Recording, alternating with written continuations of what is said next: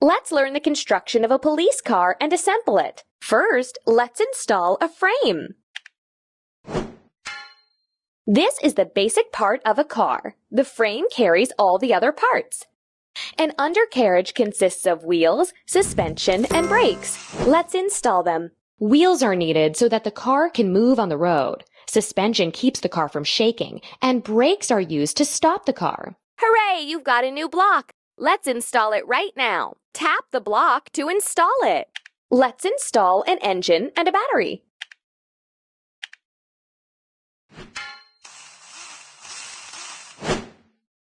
The engine makes the wheels turn so the car can move, and the battery helps start the engine and provides power for headlights, controls, and other systems.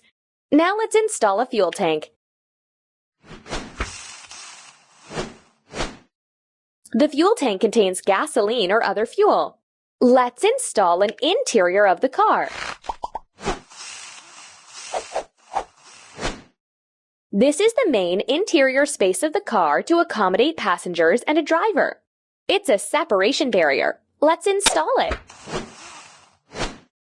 This barrier is needed to separate police officers from the arrested people transported in the back seat.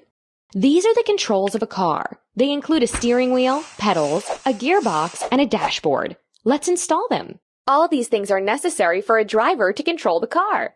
And now we need to install a body.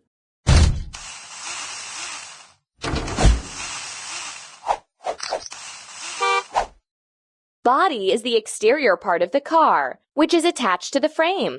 It's time to install headlights and rear lights. The lights illuminate a road in the dark. There are also special lights that show the turn direction of the car. When the lights are turned on, other drivers can see the car in the dark. It's a flasher, but its correct name is emergency lighting. Let's install it. Emergency lighting attracts attention and shows other drivers that they must give the way to such a car. We did it!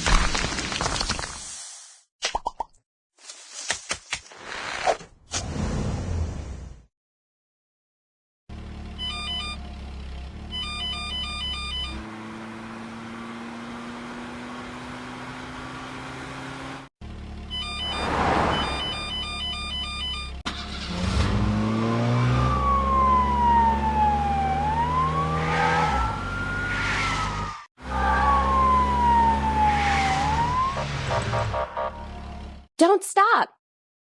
Let's get a subscription.